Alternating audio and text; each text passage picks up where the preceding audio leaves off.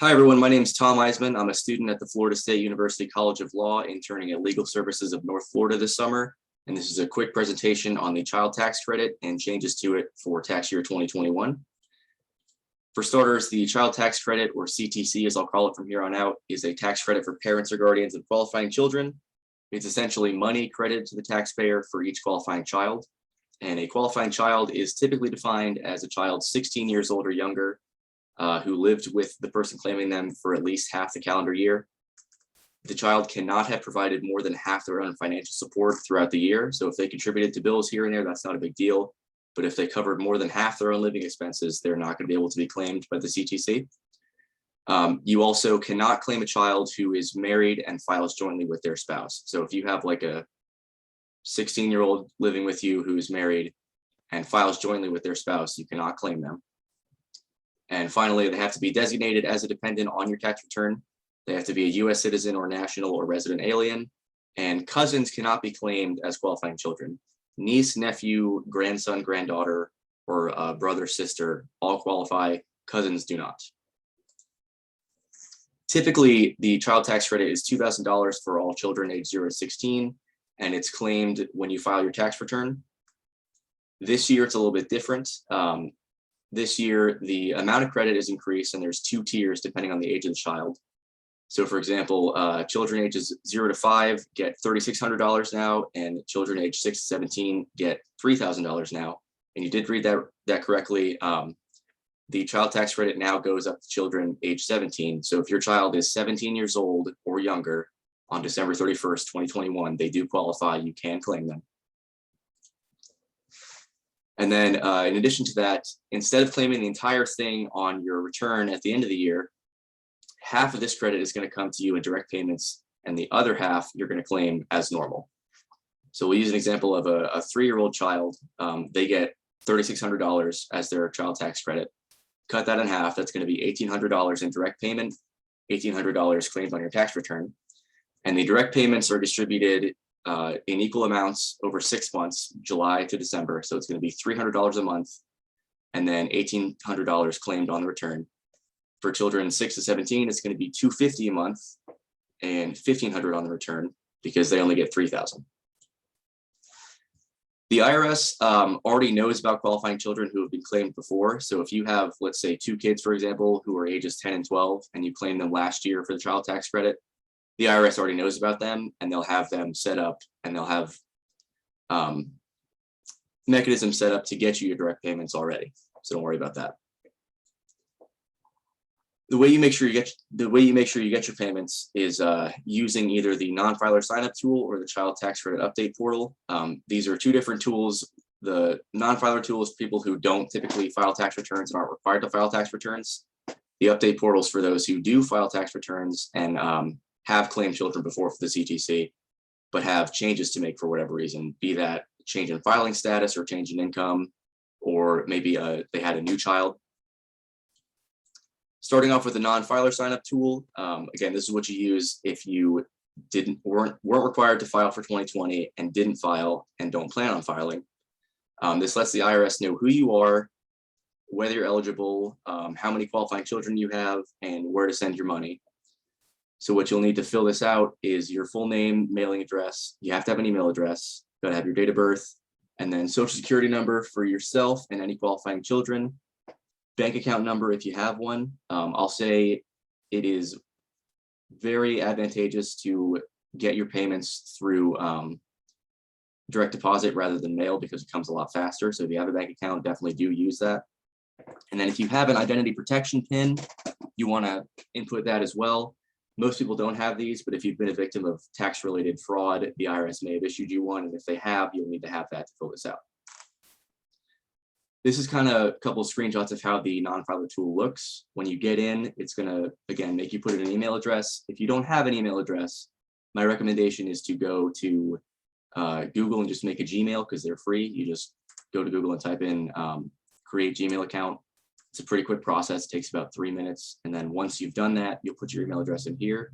You'll confirm it here. It's going to have you create a user ID and a password. The user ID can be pretty much anything. There's no restrictions on it. The password does have to be pretty specific. If you hover over this little lock symbol, it's going to pop up with the requirements. It's got to be at least 8 characters in length. There's got to be at least 1 uppercase letter, 1 lowercase letter, 1 number, and 1 special character, which is anything that's not a letter or number. So that could be exclamation point or $, hashtag, whatever else, just not a letter or number. And then you'll confirm your password here and create your account. Once you've done that, if you put in a phone number here, which I do recommend, once you've done that, it's going to send you a text message with a 6-digit code. You're going to put your code in here, and then you will click continue, and you'll be in the tool. If you don't have a phone number, it's just going to have you verify your account a little bit later. We'll get to that in a second.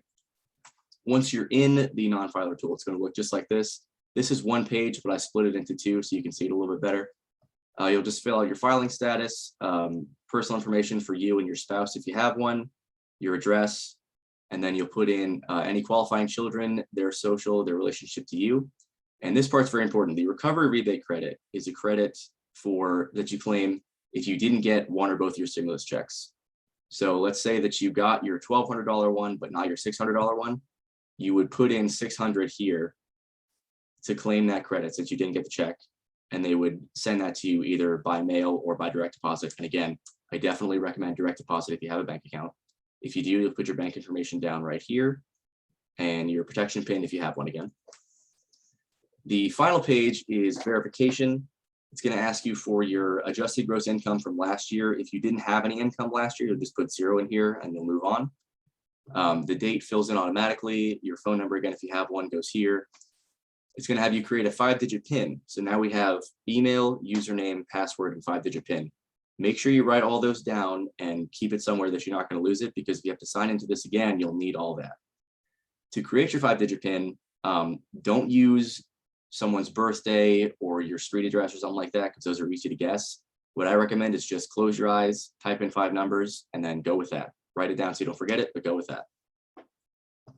It's also going to have you put in your state ID. So you're going to do the ID number, the state it was issued from, the date it was issued, and the expiration date. And this is very important too. When you come down here to the bottom, this button that says update your account, you have to click that and complete all the tasks it's going to have you do. It'll send you an email and you'll just click a link that says, yes, verify my account. But you do have to click this and go through that process before you can come down to the button below it, which is on the picture. The button down here says like finish, but you have to do update your account first. Don't forget about that. The issue with the Nonfiler tool is that a lot of the people who don't typically file taxes may not have access to a computer or phone to go online and fill this out, but that's where legal services comes in. So if you need any help with that, just contact legal services or another low-income tax clinic, and we can help you fill everything out. Now, the child tax credit update portal is for people who typically do file taxes and have filed and claimed the child tax credit before, but have to make some sort of change. So whether it's a change of address or filing status, maybe they have a different bank account now, or if they had a new child since they filed their 2020 return. For example, if you had 3 kids and you claim them on your 2020 return, and then you had a 4th kid this year, the IRS doesn't know about the 4th kid yet, so you need to put them in so you can get money for them as well. You also use this tool if you want to defer your direct payments. Most people won't want to defer them, but there could be a couple reasons if you do. For example, maybe you have a kid with somebody and you're not married and you claimed them last year, but the other one's going to claim them this year. You would want to defer your direct payments probably so that you don't owe it back at the end of the year. To get into the CTC portal, you're going to need either an IRS username and password or an ID.me account. ID.me is a service that's used by a lot of state agencies. What's involved in it is pretty much you're going to send a picture of the front and back of your state ID, and then it'll have you send selfies from a couple different angles to confirm that your face is the same face on the ID. Again, this is screenshots of how the actual tool itself looks once you get into it. There's pretty much 3 uses right now. You can check whether you're enrolled for advance payments. You can unenroll if you want to, and you can update your bank account and check for process payments. So payments start in July. Once they start coming out, let's say you get your payment for July and August, but you don't get one for September. You can get into the update portal, check process payments, and you can see if maybe the September one was issued by the IRS but not received by your bank, or if the IRS just missed it And based on that, you can take action accordingly. The CTC portal is also going to have two-factor authentication similar to the Nonfiler tool. With the Nonfiler tool, it had you put in your phone number and it sent you a code by text. That's an option for the CTC portal as well. You can also use an app that does kind of the same thing. You just sign into that app and it would give you a number and you type that in. Or you can do a FIDO or NFC key, but those are not recommended. They're very complicated. Just do one of these two, way easier. If you want to adjust your payments, you would do that in the update portal. Again, the amount of payment you're going to receive should be displayed, and if you want to adjust it, you can do that. And then at the very bottom of the update portal page, there's a link that says questions and answers, and anything not covered in this video, you can find the answer to there. Thank you very much for watching, and have a great day.